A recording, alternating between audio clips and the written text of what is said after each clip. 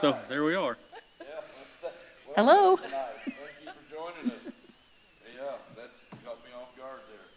Good to see everybody tonight, all you people, especially way back there. Oh, Yes. What? This is what they used to say. We're having to pause for technical difficulties. Yeah. Isn't that what they used to Yeah, say? and then they had like the little screen thing up there. Yeah, Have like the technical difficulties or stay tuned. stay tuned. Stay tuned, yeah, stay tuned. Yes. All right, are we there? All right. All right. We want everything turned on. It's good to see you tonight. Those that are joining on Facebook, thank you. And we're going to be continuing our discussion on marriage principles. And we're going to be doing this for the next several weeks. And tonight we have with us Damon and Betty Sailsbury. It's Damon here in the States, but in the Philippines we had to call him Damon because they wasn't sure about the name Damon. And so we renamed him Damon. Definitely a vowel off from the demon. Yes. Yes. It was a vowel off, but interpretation wasn't going too well. And so Damon and Betty, we call her Betty Jane because when we're riding Harleys and we say Betty, I say Betty, then both of them turn around. So that's Betty and Betty Jane. And so we're going to be discussing some more marriage principles tonight and trying to dissect some things. When we get into this subject, it can be, a lot of times it feels complicated, but actually it's not because the same principles apply no matter who you are. It doesn't matter what person it is. Doesn't matter what country you're from. Even in different cultures, everybody has the same needs. Everybody has the same things that has to happen in order for a relationship to be a good relationship. Even in places we was talking last week about even arranged marriages, and we've seen that firsthand, especially in India. And even though it's totally different, and it is really a challenge as far as I'm concerned. When they meet for 5 minutes and talk, and then they get married, and they're married to this stranger, and all of a sudden they gotta somehow figure out how to do life together. And it's usually some rough years learning that, but in the end, it's all the same principles. It comes down to respect. It comes down to appreciation. It comes down to acceptance. And so we're going to be talking about tonight. So there's not like the one special person out there for, you know how you hear that sometimes, like there's just this one person out there for you. That's not necessarily always true. We like to think that. You know. I feel like God picked me up. I think he did too. Yeah, I tell her all the time that God especially formed her because there wouldn't be anybody else that could walk this life. Right. I got one of them too. Yeah. Yeah. Especially created, you know, God saved everybody else. But we have, there's a certain amount of people in the world that are chemical matches for us. Okay. There's, and then you have what we was talking about, we've got the soulish bonding. That's where you see if you can get along on a soulish level, you know, thinking, our priorities, our principles, you know, all that kind of stuff. We have to see if we're on the same wavelength there. And so when we put all that together, then we come up with this thing called marriage, which we have actually created a totally different type of marriage than what has ever existed before here in America. We've created a unique type of marriage, and so in some ways it's better, and in other words it's not working real good. 3 to 4 years now is the limit of most marriages, the length of most marriages. Wow. And used to be 7 to 8, now it's 3 to 4. And so we're trying to break that, all right? Yes. So I'm going to have Sister Pam read some word and pray, and we're going to get started. And Betty and Damon Sailsbury is going to enlighten us about some things tonight so that we can, so some people can understand what's going on. Yes. All right. Well, Lord, we're so grateful for this tonight. I thank you, Lord, that you created marriage, and I thank you that you're wanting to show us about the bride and Christ. And so, Lord, I'm so grateful that you've given us that picture here on earth. I ask, Lord, that tonight as we speak, that it would be honorable to you, but you would also help all those who are listening to really understand and to grasp some of these principles having to do with marriage so that we can all have successful marriages, Lord. That's what we want more than anything. We ask this in Jesus' name. Amen. Amen. So I got my Passion Translation Bible out today. I thought, well, hey, let's read something a little bit different than the Amplified. And so Ephesians chapter 5, verse 31. It says, "For this reason, a man is to leave his father and his mother and lovingly hold his wife, since the two have become joined as one flesh. Marriage is the beautiful design of the Almighty, a great and sacred mystery, meant to be a vivid example of Christ and his church. So every married man should be gracious to his wife just as he is gracious to himself, and every wife should be tenderly devoted to her husband." Amen. Amen. That's some good instruction right there. It is. All right. We are going to tackle a aspect of marriage tonight that is the majority of Americans deal with this now. As we was talking, most marriages 3 to 4 years old, 3 to 4 years in length. And so trying to put your lives together after there have been disasters or heartbreak or bad marriages and traumatic experiences and things like that.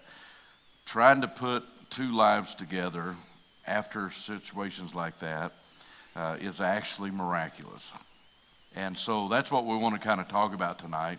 How do people navigate through the landmines of repeat failures? And how do you find that one thing where all of a sudden it starts working? And so those are some of the questions we want to ask. I want Sister Pam to kind of lead in some of the questions. I don't really know your story a whole lot. I just know that you've both been divorced. And, Yes. And now you're married. Yes. And so as long as I have ever known you, you two are just, you have a marriage that's very successful. And so how long have you been married now? 32 years. 32 years. 32? Wow. That can't be possible. I know. I'm not that old. Yeah, Yeah. it was 32 in December. Wow. Yeah. We have anniversaries on the same day. Yeah. Yes. So, yeah, and that's amazing to me, to see that. And so well, I guess, how did you guys meet? Well, make kind of a short story, but unless you want her to talk, because you're No, going to have to specifically ask her to talk. If not, it's going to be me. Well, trying to make a long story short, what it was is I was married twice, actually to the same girl. I had to make sure it didn't work, and it didn't work. She was married before. She had 2 children as well, and I actually went to the Lord and I said, God, I need a wife. I'm not fit to be alone. And I prayed and said, God, I need one, and I have been terrible picking it out. So why don't you work this out for me? Wow. And then after just a little bit, I'm like, however, since I got you on the line, my requests were I wanted her to be my age or slightly older. I would like her to be a brunette or black-haired or something like that, other than blondes, because the blondes were not working. Right. And I told her, I said, I don't even mind, God, if she has a couple kids. And a friend of ours said, well, you need to meet Betty. And I'm like, all right. And we chased around town trying to find her. She hung out with another girl every once in a while, and we went to Shoney's and tried to meet her, tried to catch her there at Shoney's where her friend worked, probably for 2 or 3 weeks straight. And I got so tired of eating strawberry pie that, because that's what we went there for. We just have strawberry pie, and then we leave. And this one time we left, and we went out to the parking lot, and me and it was actually Rod Kellett that introduced us, and me and Rod were talking out there, and he looked over there and he saw her little red Escort going through the Taco Bell parking lot. So we jumped out and flagged her down, and she came over there, and then that's where we met. And I knew at first sight that she was the one for me. Wow. I know you hear the love at first sight thing, and I even actually got in the truck with Rod after I'd met her, and I said, I'm going to marry that girl. And then I chased her for 2 weeks. But so and it was pretty. We met actually it was actually Saturday the 14th at 2 a.m. So it was right after Friday the 13th, and we met on on Saturday the 14th, and we married in December. So it was It's 3 months. yeah, it was 3 months, and Wow. and so it was that's kind of our short story of what it was. And So how did you convince her in 3 months? well, I was that guy that I'm smarter than I look. You first off you go in there and you make it look like you're all about the kids. Yeah. When a woman's got kids, you make it about the kids and you're hooked. It's almost You know. like a job interview. Yes. Yeah. It really is. Yeah. It depends on, yes, Yeah. how they treat the kids. Yeah. So, That microphone right there. There you go. And so the next morning, we actually talked about going out to eat. So we went on a double date, and we went to Old Steak and Ale, which is not open anymore. And then after we went to Steak and Ale, we had a good time. We met and talked and different things like that. And the next morning, I went over and knocked on her door, and I wanted to take her kids to have ice cream. Oh, Boy, you was playing it. See, you're good.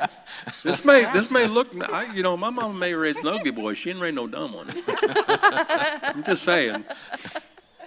And so we went through the time, and she hadn't had a husband figure in her life really. It was a bad situation, and her 2 kids spent a lot of time at her mom and dad's house.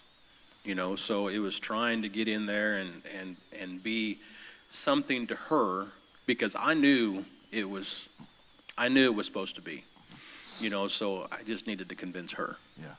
So I want to hear a little more about the job interview. Yeah. How do you interview somebody? I mean, what was it that you was looking for? well, it's like you have, I would not really go on dates, but because they never showed interest in the kids. Right. And so I would never go. Yeah. And whenever he came along, it was, he wanted to be with the kids. And so I opened up a little bit, and then I could tell with him interacting with the boys that, And you were pretty guarded because you'd had 2 marriages that were not yes. fun. Yeah, But so you were guarded, very. and then anybody that wanted you had They to. had- Yeah. They had to want my kids. Yeah. If they had no interest, that, So how do you open your heart after situations like that and all that trust that has to take place. I mean, you're about to trust not only your life, but you're about to open up your children's life again to a situation. Well, and it took a while. It took a while to trust. I had to wear her down. Yeah, and it just, because, especially, well, my oldest especially, my oldest, he's seen things I didn't realize he's seen. He remembers things didn't even know he knew. And because he would come and tell me, because I never talked to about his the biological father in front of the kids. Right. And so I knew that, because he had said something, my oldest, Chris, he said, when you buy me a new daddy, I'll come home. And then it took a while, but he proved himself. And so. And so 3 months, and you guys got married. Now, we all found out you got married. Yeah, well, I wasn't going to ask you to marry me again. You performed one wedding for me. And You decided to run by the courthouse on this Yeah. one, didn't you? Yeah, Yep. we went to the courthouse, and the two boys they were asleep. they were asleep on the pew inside the chamber, Yeah, inside the office. judge's And- chamber. Yeah, and they were laying back there, and we got married, and She said I do, and we did. he went to work. I went back to work, home. and she went home. And we went a little bit after that. We went on a honeymoon, so to Yeah. speak. Yeah. We were pretty much broke, so we just to start life with nothing, Right. of course, and then there we went. Yeah. So So, what other questions you got? I could talk all night, so Yeah, we were Me talking too. about that. So I was wondering, what were the biggest obstacles that you had when you first got married? Living down the other spouse. the ex-spouses. Yeah. Yeah, that was the hardest. And that was, we probably went through a good 5 years of hard, if it wasn't for Pastor Tim and Betty, we would have never made it through the 5 years, probably. I don't know, we might have been able to stick it together, but we had to come to a place where we realized that we needed help. Because, she would say something and I would say something and I would anticipate what she was going to say because of my ex-spouse. And then she would respond the same way from what she was expecting a response from her ex. So it was a really hard relationship, and I didn't handle it very well because I'm not him. I'm different. I may not have earned it yet, but Right. I'm not him. Yeah. And I'm not going to treat you that way. And it was tough. Sometimes we got into a heated discussion, and there'd been a couple times that she went and stayed with her mom, and and rightfully so, because I was right. That's just that's the way I was.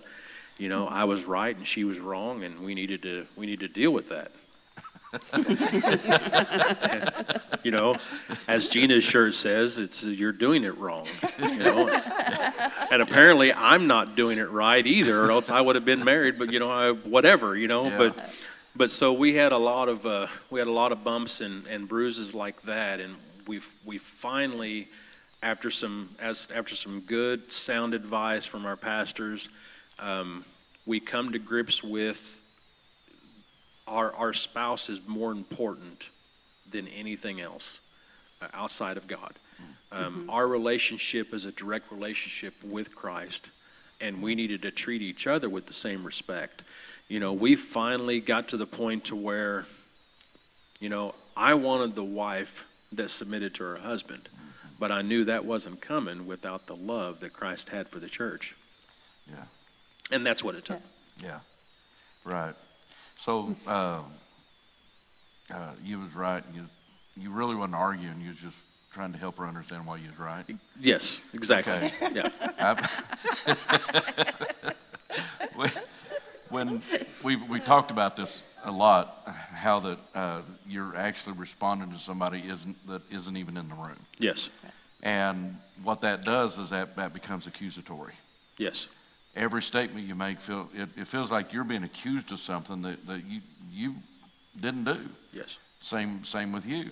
And so you're constantly on the defensive. Right. Because you feel like you're living this life of accusation. Because everything you say gets interpreted. It goes through our interpreter, and we've talked about the interpreter. Yeah. You hear something, and once it goes through your translator, then your brain tells you what was actually said according to your translator.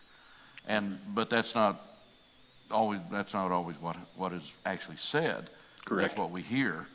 And so you had to work through several years. And the reason we want to talk about that is because a lot of couples never make it through that stage. Right. And they end up making another mistake. Mm-hmm. And the irreconcilable difference thing kicks in. And you get wore down, you get tired of defending yourself, you get tired of disagreements, you get tired of the suspicions, and then people separate.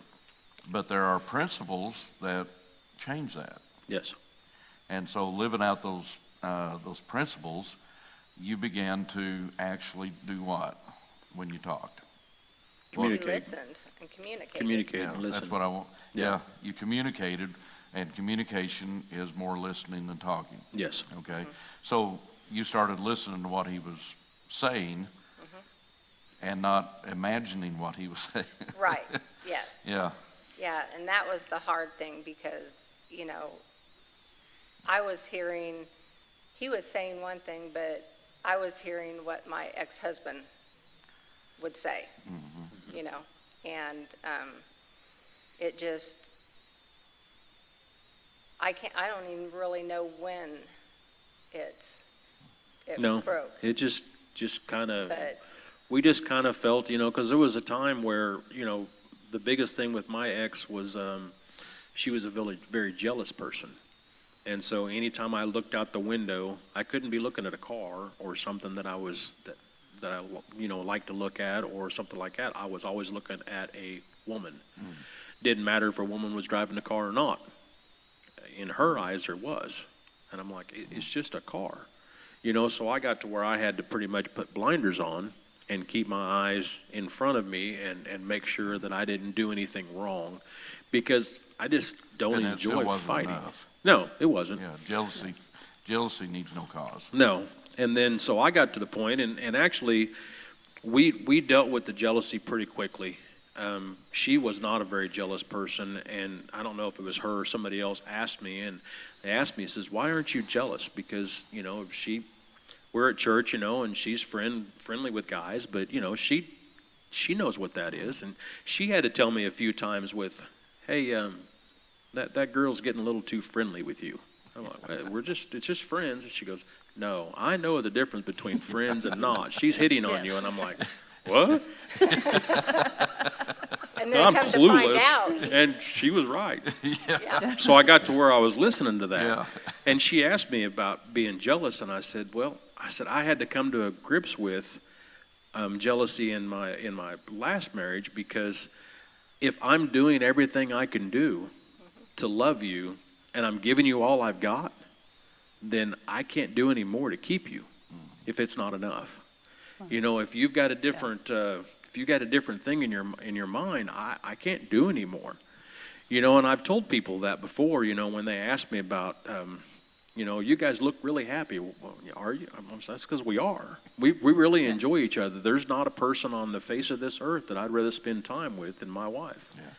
You know, maybe it wasn't always that. You know, sometimes I had to come home after driving a bus and I had to go out and split wood because I want to beat my kids when I got in there because of all the kids that, you know, the problems that were back, you know, and, you know, and different things like that. So it took, and, you know, you guys helped us tremendously. So, I mean, I don't even want to, you know, without the counseling that we received, and of course we had to realize that we needed it. We had to realize that, hey, we've got issues that we can't fix. Yeah. You know, praying is one thing, and trying to seek the advice from the Bible, of course it's all in there, you know, but sometimes you need somebody to play referee and say, hey, you know, we've had issues before, you know, even riding motorcycles and stuff like that, and you know, when Pastor would say, hey, you lead, I'm like, okay, I'll lead, you know, and the leader, you know, he picks the path, he drives, he sets the pace and all this kind of stuff. And then back in the back there, my wife was like always worrying about, hey, are you going too fast? Do you think they want to go this way? Do you think are you sure they're back there? Are you going too fast because they're way back there? And I'm like, you know, all these questions going on, and I'm like, I don't know. But he told me to lead.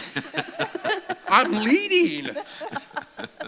And so I get a little bit frustrated at times, and I'm like, all right. So I get on the intercom and I say, Pastor, you need to lead because I am not leading no more. And then we go to McDonald's or somewhere, and then we have counseling. Yeah. It was the most coldest ride that I had, and I happened to say that in the middle of Arkansas where there was no radio stations, there was no nothing. All I got was crickets and a cold wind, and it was 95 degrees outside. So, I mean, it's just... It was cold on the back of that Harley. Yeah. You know, and then you walk in there, and then Pastor would go, okay, now, Damon, this is where you say, I'm sorry, and Betty, this is where you say, you're sorry, and you kiss and make up. But I wasn't wrong. So sometimes you have to admit whenever you're not wrong. That's right. I was wrong with the way I responded to it. But I remember, I think it's that situation we walked in, we got to a restaurant, walked in, and I mean, it was tight. oh yeah. There was tension in the air. Oh yeah. And there was little snow clouds, you know, following you around. And It was bad. we got in the restaurant and we sit down at the table, and just as we sat on the table, I said, and Betty Jane says, Damon, I'm sorry I've made you feel inadequate, and I'm sorry that I've demasculated you in front of Pastor by criticizing your driving and everything. And Damon says, well, Betty, that's okay. I understand, because you're just nervous, wanting to please them, and so I did their Right. I did their conversation for them. Yeah. And we nodded our head. Yeah, they nodded their heads.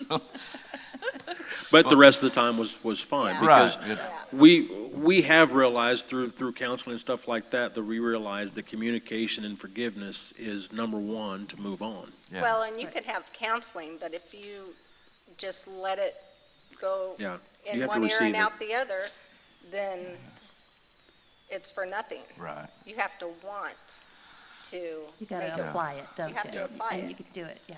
Yes, Yeah. yes. So, well, one of the questions I had is, what did you have to unlearn? But you both have mentioned, I could see where, when you came into your marriage, into this marriage, then you were dealing with things like seeing through things through the filter of the previous relationship. Yes. Come So, in with a lot of baggage. yeah, so you have to, And neither one of us had done marriage right yet, so we didn't know what it was about. right. Right.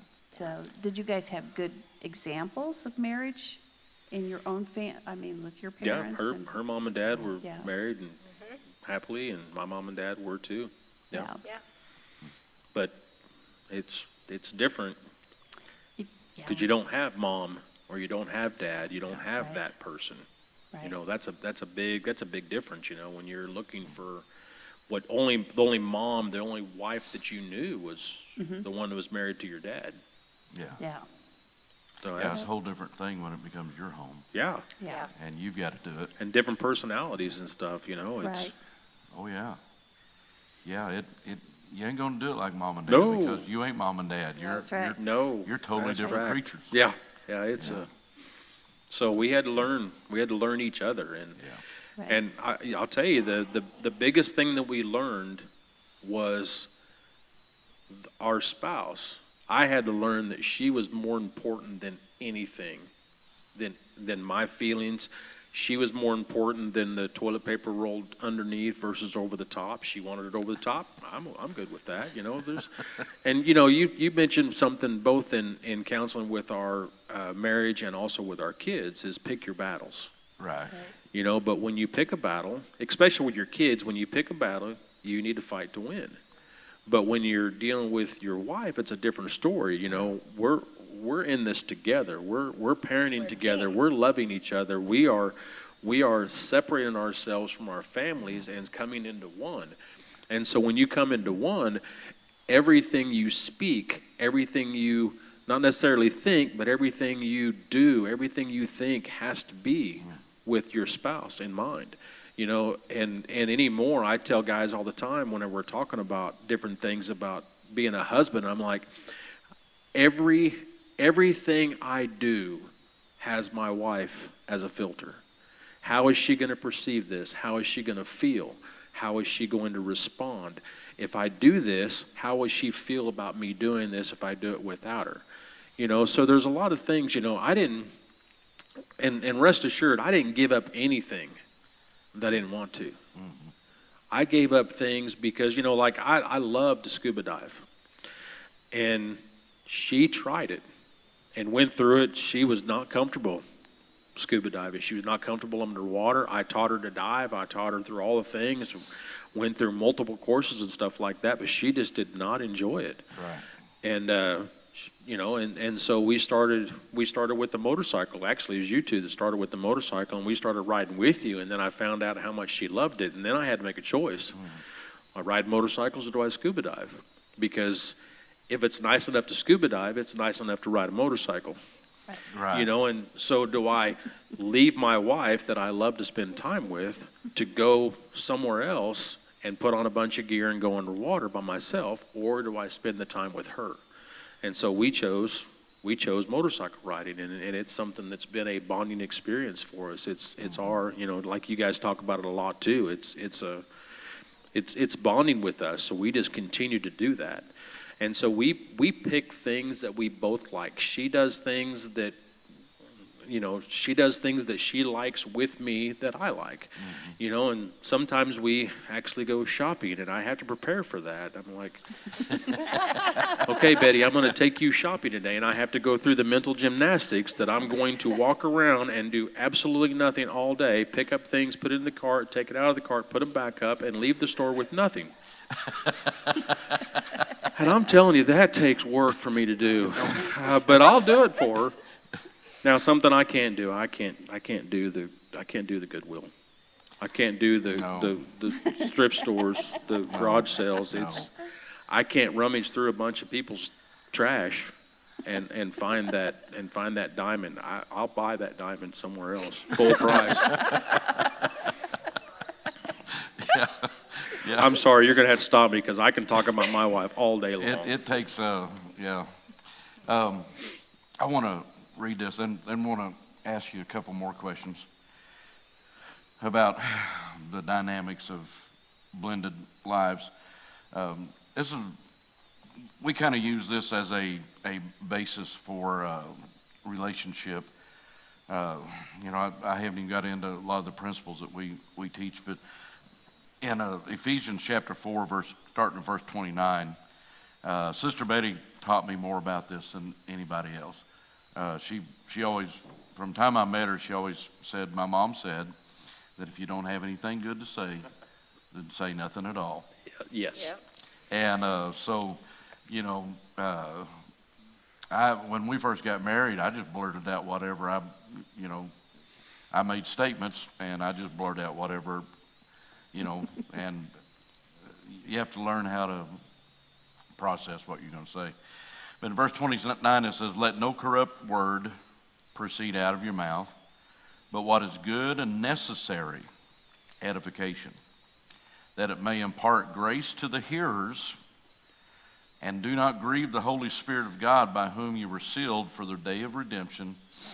Let all bitterness, wrath, anger, clamor, and evil speaking be put away from you with all malice. Now, malice is the desire to inflict pain on somebody, the desire to injure. And be kind to one another, tender-hearted, forgiving one another, even as God in Christ forgave you. And so when we're trying to restore marriages, that's kind of the base principle foundation that we work from is, number one, learning how to communicate, learning how to talk to one another, learning how your mate processes information, because you have to know how they process it. They might not be able to process as fast as you're giving them information, which is going to cause anger and frustration on their part, and they will retaliate. If you make them feel trapped or backed in a corner, they'll retaliate with a statement that puts you off or stops you, or anyway, it snowballs from there. So communication is one of the most important things. Yes. in our life, and so that communication goes through a lot of different things. Every part of our life. Money's a biggie. Yes, it was a big deal. That tears more homes apart. Sexuality is a big deal. You have to and you have to learn how to communicate. You have to learn, and like I say, it's not just how I want to talk. It's how does my mate process information. You've got the streaming video people, which you're streaming video. In other words, you process things quickly. Yep. And by the time somebody says something, you've already processed it, and you've got an answer ready for them. Feed me. If they just quit talking long Exactly. enough, for you to give them the answer, because Right. you've already been there, and you're down around the corner wondering why they can't catch up. Right. Well, then you got the snapshot type people. They're the people who go through life taking pictures. They reminisce, they take pictures of stuff, and so they live in the moment. So when you start giving them information, they don't just hear information, they have to attach relationship to that information, because everything is relational to a person that is a snapshot type person, the type that take pictures. They like to reminisce. I tease Betty, I said how to know if somebody is a streaming video person or snapshot person is hand them a photo album. Right. And you'll find out real fast what kind of person they are, because the streaming video just turns the pages like this. The snapshot will look at a picture, and they'll look at that picture. They study the expressions on the people's faces. They feel the emotion of the people in. If you have the phone, you zoom in to Right. see how they're smiling or. and then you've got the box people. They're the ones that love facts, but they like them in order. Right. And if you get them out of order, then you've messed up their whole day. They arrange everything in their mind like arranging a box, and the problem is everybody around them keeps messing their box up. Yeah. And so, but if you're going to give them information, if you're going to talk to them, then you can't just start saying, well, I was thinking, and by the way, this I need you to do this, and we need to do this. Well, they're still back at I was thinking. You've overflowed their box. Yeah, you've lost them, because they need 1, 2, 3, 4, and when you give them 1, 5, 4, 3, 2, 1, they're done. They're still back on 1. We haven't even started the conversation yet. Right. And so learning how your mate processes information is extremely important, because if you want to communicate with them, you have to try to figure out how to give them information in the way that they process it. Right. And so with a with a streaming video person, you can throw them information, but if you belabor the point, they're going to start getting nervous, anxious, and yeah, they're off somewhere else. With a snapshot person, you need to give them information, and then let them cook it for a while. I mean, because they got to go through not only the what you gave them, but the emotion of it, and if you press them for an answer too quickly, they're going to feel like you're pressuring them and you're backing them in a corner. And then the box person, you give it to them in order, and then they can give you a response. So all of that, those are communication skills, and you guys had to employ every one of those communication skills, because you not only had you two, but you had children. Right. You had Betty Jane's children. Right. And then you had a child together. Yeah. And so there's a lot of dynamics there. And those dynamics last the rest of your life. Yes. They don't go away. Yeah. Something else to throw out there, though, that's from a man point of view, I went from single and married with children overnight, pretty much. Right. I mean, I had 2 kids the moment I said I do. Yeah.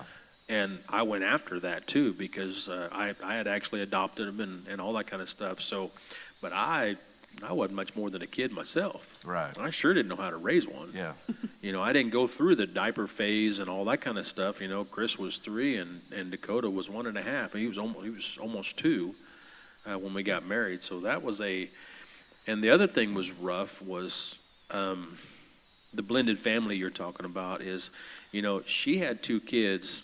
And those were her life, and everything was about Chris and Dakota. I mean, it was, if I made her choose, I was going to lose that battle.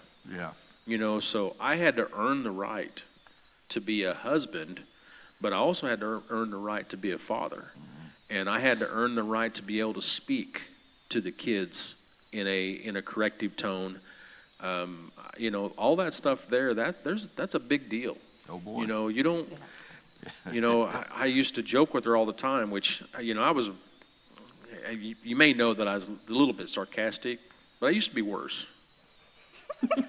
I know that's hard to believe, but. We're all in shock. I know. But I used to be really sarcastic, and then I realized at time that I was hurting my wife when I did that. And I think actually you reprimanded me a couple times for that, more than likely. Probably. I'm sure. And so I had to learn to, I had to earn the respect of her with her kids. And so going right off the bat, I wanted her to be my wife. She's mom first. Right. When we first got married, I had to realize that she was going to be mom first. And until I earned that she wasn't going to go through another fiasco that she's been through, she was going to protect her kids at every avenue of the thing. And I had to respect that and figure that out. And that took me a little while. Yeah. I got kind of tired of, I used to joke around with her. I mean, the chosen one, with Chris was the chosen one. Not only in her life, but in her mom and dad's life. And there came a time where I had to step up and say, this is not going to function this way. I'm your husband, and we are cleaving as to one, and we need to be one. I need to be first. I said, I will treat your kids with respect. They're our kids. They're my kids. They're no longer your kids. They're our kids. And I will treat them as a father. And I said, but, and I was nice about it. It's not like you're going to do this, and because that wouldn't have worked at all, but, so sometimes I said that, but it didn't work. I was just telling you, it's not pretty. And I deserved any of that kind of stuff because I was just young and didn't know. And and the other thing was, to go along with that, we needed to, we had to get to a point to where we had to surround ourselves with people that had stable marriages. You look out there, especially nowadays, you look out there for stable marriages, they're few and far between. Mm-hmm. Yeah. And a Christian stable marriage is even worse. You talked about corporate relationships and stuff like that, and I didn't want that. You know, there was one thing that probably, I do listen to your messages on occasion, and there was, and there was things, and I just got kicked under the table, you know, thank you very much. Yeah, I get that a lot too. Kicking me for. I know. Well, what do you do that for? You know, you mentioned one time in a sermon about, I think it was called skiffing. Is that what it's called? When the people with the sword fighting and stuff like that. Yeah. You know, the long skinny swords. Right. Fencing. You mentioned something about that. Whenever you spoke, a lot of times you're just reaching out and you're just flicking. That's the word. So you're flicking them and you're causing just enough of a just trickles out, you know. And the more you continue to do that, you know, you don't even know you're bleeding, and the next thing you know, you've got, you know, 500 marks on you that are all bleeding the blood at a time, and the next thing you know, you're bleeding out. Right. You know, and through the fencing thing, people can die from 100 wounds that are just flesh wounds, you know, quicker than you can die from maybe just a lacerated cut. Because if you get a lacerated cut, you look at it and go, oh, I got to fix that. You know, and you go to the hospital and you get stitches in it and you go on. But these little cuts, and you came up with that flicking, and you brought it. That's what we do in a marriage. You know, you don't really want to cause really bad inflictions, so you just say something stupid or sarcastic.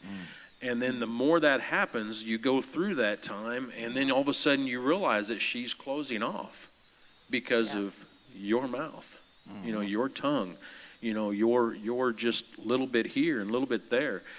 And, you know, so I had to learn that. She wasn't near as bad at that. I mean, I was really, you know, I just say everything, you know, if she made me mad or something like that, I just pop off with something that she done in the past or something like that. And we had to really come to grips with the fact that our future together is by far more important than our present and our past. Right. That's good. Yeah, and putting the hardest part was putting the husband first, you know, and then, you know, God first, then the husband, and then your children. Yeah.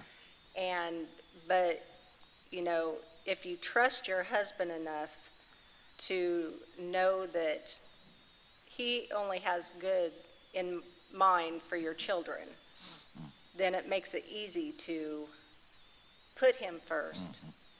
And then it, you know, because you always want to do be in the order that God wants it, meant for it to be. And biblical. And, Yeah. So how would you feel when you first got married? How would you feel when he would scold your kids?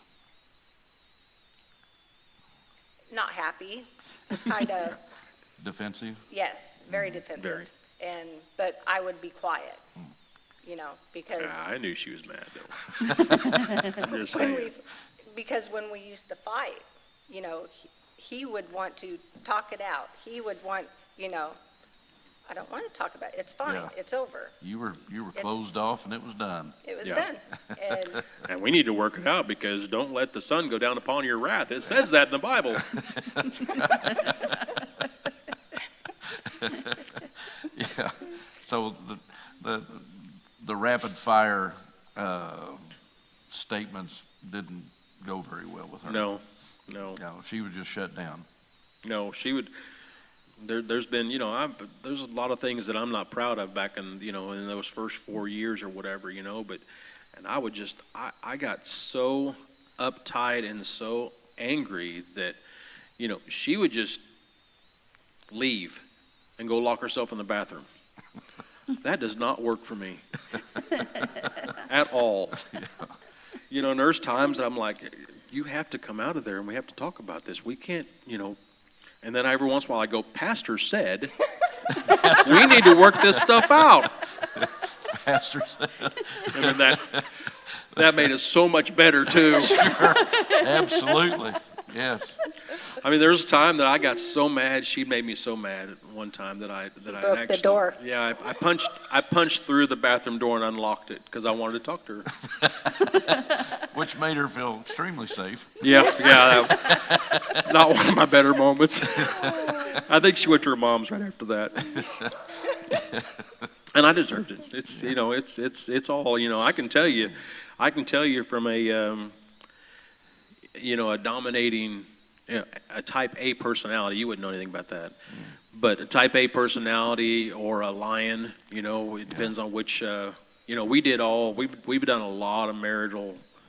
We still continue to go to marital classes, marital events, different things like that. We love it because, there was a pastor who said a couple of years ago, I think it was, and you actually said it, I think it was last week, about the minding of gems, in your relationship. If you don't find something new about your wife or your spouse, you're not looking. Yeah. Because there's something new all the time. We go through personality trait changes and we go do different things that if you look hard enough, you'll find something new about your spouse. Yeah. And we always, we made a commitment to find something new, something that excites the other person or something. I also went to a fact, I know you guys make big deals out of birthdays, anniversaries, and stuff like that, and I'm kind of the other way around. I don't need a special day to celebrate my wife. Mm-hmm. I do, but I want to be able to come home at any point in time, and I'll just bring her a rose or bring her a flower. And she's not big on flowers, so I don't normally do that. But I'll bring her something home, something Pioneer Woman or something, just out of the blue. I just show up and put it on the counter and then walk away. I don't say, hey, look what I got you, honey. And it just shows up, and then she comes home and she sends me a thank you, and it's different things like that. So it's we do make big deals out of certain things and stuff like that, but I just don't need a special day to celebrate my wife. Yeah. If I want to celebrate her, if I want to come home and take her to dinner and I want to come home and do that, I'm just going to do that. I'll take off work sometimes and I'll show up, and sometimes she's not there. I should probably call her first. So there's different things that we make. One thing to also maybe specify, and I don't know if this is within the text that we want to be at, but finding people that have stable relationships is one thing, but you can't pattern them after that. Like, we saw you and Betty and your relationships and stuff like that, and we tried a little bit to pattern our marriage off of what we saw in you, and we really we can't do that. We're a different person. We're a lot alike, but we're also different, and they're a lot alike, and they're also different. So we had to take instructions and pointers and stuff like that and make them ours. Right. And we had to chisel off the sides and sand them up a little bit and make something that we could work together with, because it just doesn't work the same way. So. Yeah, we're different. Yeah, we have different personalities. Life, we go through changes. That's the genius of hormonal changes in marriage. We think it's a bad thing, but God engineered us to where as soon as you think that you've got this person figured out, right, there's this hormonal change starts taking place. And all of a sudden, you get the opportunity to be with this other person. Right. that you've not met yet. I'm not going there.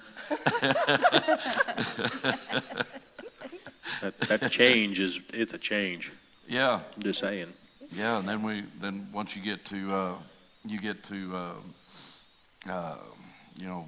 guys go through,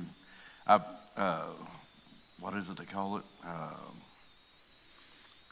Anyway, women go through menopause, guys go through.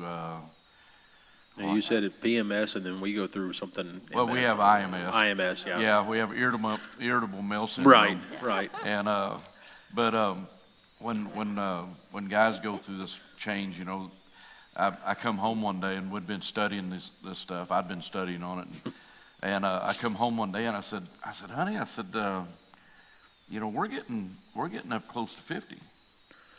And, I was reading these statistics. It says when a man goes through, Midlife crisis. midlife crisis. yes, Yeah, I could that's not it. think of that. Yeah. When a man goes through midlife crisis, he usually buys a Corvette, a Harley, or has an affair. And she's just standing there looking at me, and she says, I'm good with 2 of those. Yeah. What color do you want? I told my husband it'd be a whole lot cheaper for you to get a Harley than to get another woman. That's right. Oh, Lord have mercy, I can't have another one. Yeah. So, no.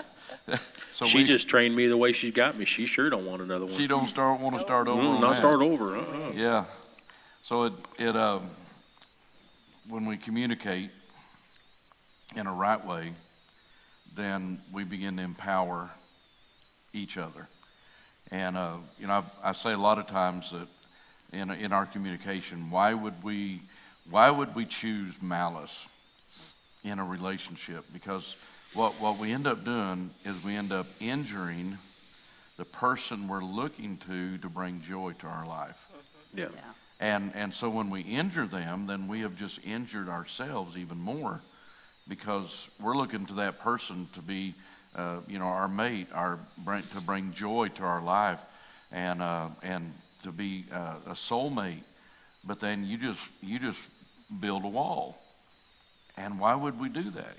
Right. And so those are the things that we have to think about when we are frustrated, angry, not feeling good, and depending on, we don't even have time not to get into, what's your love language. Right. I never have figured out what mine is, but Betty knows what it is, obviously, because I don't have to think about it. Right. It never crosses my mind. So I know what hers is. Hers is, time spent, quality time, touch. Just like Betty Jane, she's been hanging onto your arm all night. Some of that's because she thinks you're awesome. The other part is she's scared to death up here, and she needs I'm pretty Yeah. she needs some. comfortable now. Yeah. All right. Well, I accepted this whole thing without her knowledge. And then Yeah. I went, Yeah. You took a chance. Yeah. Yeah. You took it. I think your mic just went dead. Right, we're dead. Sister Pam, what is some more questions you got there? Well, one of the things I wanted to ask about is because, one of the things that the Bible says, and it's been taken out of context or been kind of twisted around, is that wives are supposed to be submissive to their husbands. And what does that mean to you? I mean, it doesn't mean that. We got 4 minutes left, and you're gonna say. I'm sorry. that's I'm open a just- big I'm worm. just joking. Big can of worms. But Yeah. she could probably answer that a whole lot more than I can. But I know when I talk to people, it's always about the loving your wife first. I have to, in my mind, I have to love her enough to get her to submit to me. Right. I mean, it's not a show. It's not like, It's but not a power trip, is no, it? it's not a power trip, but it's exactly what he talked about last week about having a bank and making deposits. I continuously make deposits in my wife and in the love that I have for her in every way. I want to make sure that there's not a moment in this day that goes by that she doesn't feel loved. If I can be next to her, I'm not the touchy-feely guy, but through the course of time, I've always got my hand on her. We sit in prayer and we hold hands, and I got my arm on her. She scratches my back, different things like that. So there's a lot of things that go into that, but it's really easy. She makes it easy to love her, so it just comes natural, and we've done this long enough that I don't take it for granted. And that's the other thing too. You can't take each other for granted. Yeah. You have to continuously strive to make the other one feel appreciated and to feel loved. And in return, I enjoy serving. And some people will say, and we've had someone say that, well, I'm not going to serve you like she serves Damon, you know? And, but I don't see it as serving. It's something I enjoy doing. Yes. You know, I dote on him.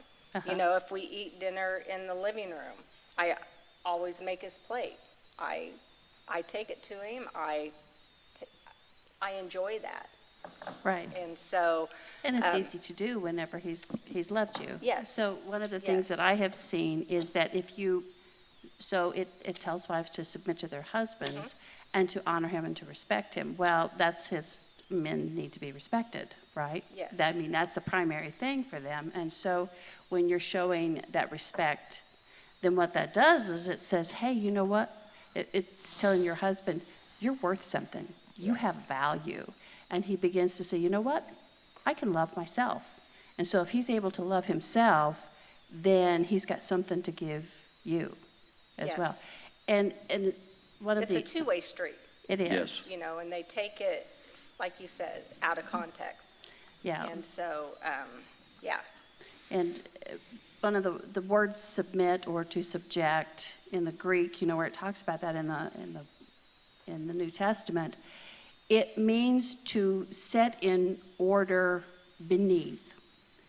So it's not about, like I said, it's not about a power trip, not about this man saying, yeah, I'm going to rule over you. It's that the Lord wants order, and there's an order in the home. There's Sister Linda, who used to be our church secretary here. She said, you know, I've learned that my husband gets to make the final decision on things that happen, you know, in our home. You know, we come together, he gets to make the final decision. And she said, if it's the wrong decision when he goes off the cliff, at least he's going to break my fall. Right. Yeah. And you just That's get awesome. back up. Well, you know, the head of the household thing, you get to be that if you deserve it. Yeah. If you don't deserve it, it's hard to get your wife to commit to that if you're constantly afflicting or you're constantly causing problems or you're constantly standing over or domineering type of thing. It's a respect issue. You know, we have a great deal of respect for each other. Right. You know, we respect our marriage, we respect our position in our marriage, and we respect our position in the family. You know, I had to come to grips with the children thing because I'm like, she's first. Y'all are going to have to step back. You know, but that's also one thing that I maintain in our marriage and in our life. Nobody disrespects my wife. Mm-hmm. You know, the one thing I think about a lot is Adam and Eve in the garden. You know, it says that Eve took the fruit and gave it to her husband, which was there. Mm-hmm. Somebody messing with my wife, I'm going to be in the middle of this. I'm telling you that we would have a problem. Somebody should have been taking dominion. Yeah. But my kids never disrespected Betty. Mm-hmm. If they did, they had to deal with Dad. Right. And they knew that wasn't going to work out. And the same way goes with people in general. You know, I just don't take that. Yeah, if the boys, if they raise their voice at me, Yeah. That's yeah. That's not pretty. They got it. Yeah. They if they knew. live till tomorrow morning, they, Yeah. That's you know, it's a blessing. I'm telling you. things would be different. Yeah. I keep on telling them. I said, I made you. I'll make more.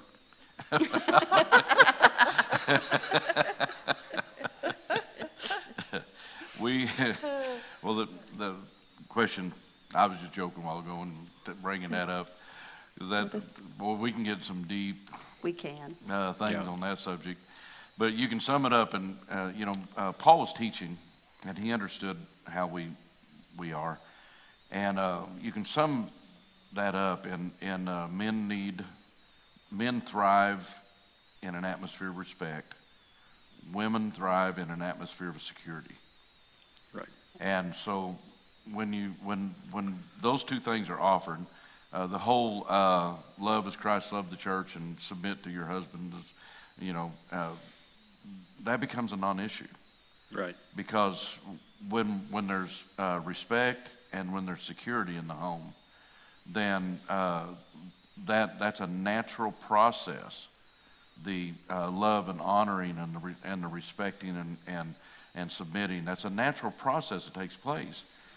When women don't feel secure in their marriage and they don't feel like their husband has their best interests at heart, when they don't feel like their husband's making decisions that benefit the family and cause damage to the family, then she's going to be contentious about that. And so, but when we build the right atmosphere, these kind of things become non-issues because it's a natural process. And so, when we knit our lives together, we have to start number one, responding to the person that's in the room. Mm-hmm. Yes. I think that's what you establish first thing. Yes. We have to learn to communicate in a non-accusatory way. Mm-hmm. We have to learn priorities, what priorities is going to be in our lives. Yes. How the home structure, bringing the home structure into, I've seen a situation where there's a lot of children today that are just totally mistreated, abused. It's just a sick time. I mean, there's been other times. I mean, our country's went through this, and people's went through some hard stuff. But you've either got the children that are just absolutely being done wrong and abused, or you have the families that actually worship their children. And so they just worship them. Everything's about the kids. Everything's about the kids. And so mom and dad actually end up becoming the servants of the children, which is getting things out of order. And so the child ends up entitled, spoiled, not ready for life because nobody else is going to treat them like that. Bosses. Right. And so getting the structure of the home in order, that's another thing you addressed tonight. Yes. Is bringing that structure in place to where it begins to function as a home, and everybody understands the authority structure. Everybody understands what it takes to have peace in this home, what it takes to live in this home, and so as we went over time a little bit. What are some things? What's some advice that you'd give somebody that has went through a terrible experience, has went through a divorce, but in their heart they're having a really hard time dealing with the loneliness and the lack of companionship? What would you, after 32 years, what kind of advice would you give them to get this process done right, started out right? From a couple that's looking to get married, or a couple that's in marriage, or just a person that's not sure somebody yet? that's Been divorced wanting or- to make that step again. Okay. I think the biggest thing that I had to learn is, and I try to throw this out there in relationship in general. Relationship in general is the fact of treating this moment as it's the only moment going on. When I talk to you, I try to make sure that you understand that what you're saying is the most important right now. And so going through that, just realizing that you need to be the person that you want to talk to also. But as far as relationship-wise, you're not broken. I thought I was broken for a little while there. Apparently I can't be married because I can't make this one work. I didn't make the last two work. Even though it was the same person, but I tried differently. I really wanted to make sure that marriage wasn't going to work with this person, so I married her twice. I'm like, well, I tried, but going through that, and and the things that I had to learn, and we had to learn together, is we had to have help. And counseling is not a bad word. Mm-hmm. It's not. And it doesn't have to be counseling. It can be friendship with people that have it together. Right. Influence. Yeah, influence with the right people. Not looking towards a situation and say, well, if I can't be like that, then I might not want to try. Because I've been down that road too. I'm also a guy that if I can't do it right, I don't want to do it. So I set out to be, not that I've achieved this, but I set out to be the best husband and the best father and the best leader that I can be, through just different things. Learned a while ago about a spirit of excellence, and the spirit of excellence is big in my life. I like to do everything the best of my ability. I may not be at the best at it, but I'm the best that I can do right now. Right. Yeah. But I don't know if I answered that question or not, but I mean, if you've been through a divorce, whether it was your fault, I mean, it's all both faults. It doesn't matter. You have to get over. The biggest thing that I figured I had to get over was selfishness. And you don't even know that you're selfish.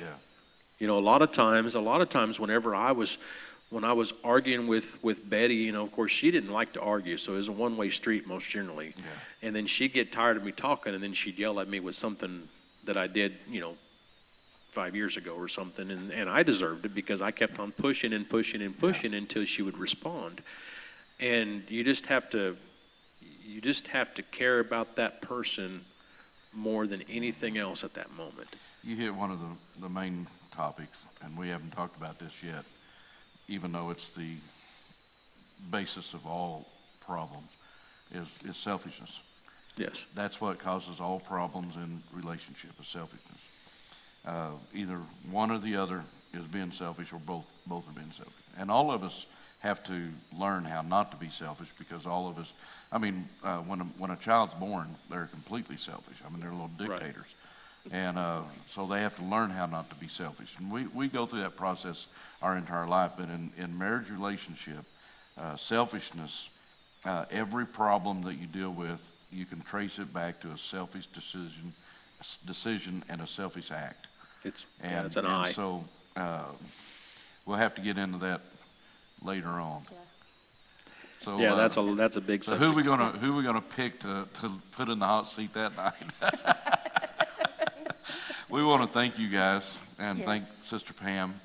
She's been putting all this together, and I want to thank you guys for coming, opening your hearts up tonight, and giving advice and helping other people hopefully avoid some of the pitfalls and learn some things that'll help them in the future. And we thank you, Betty Jane. If you could age a little bit, the rest of us would feel better. Yeah. Trust me, I'm doing it. I was just sitting there thinking, you look just like you did 32 years ago when you guys got married. It's not fair. Except for the hair. Yeah. The bouffant hair going Oh on. yeah, well that was the She had the 80s hairstyle. That was the 80s, going on yeah, there. the hairspray. Right. Yeah. Yeah. Damon had a Flat He top. he had hair. Yeah. He I had did. hair. Yeah, he had I hair. still got it. I just choose to cut it off. But we want to thank you guys for Yes. doing this tonight, becoming vulnerable for us. Thank you guys that's been here, and those of you watching on Facebook Live. If you enjoyed this, share it so some other people can hear this type of advice. So thank you, and we'll see you next week. Be blessed.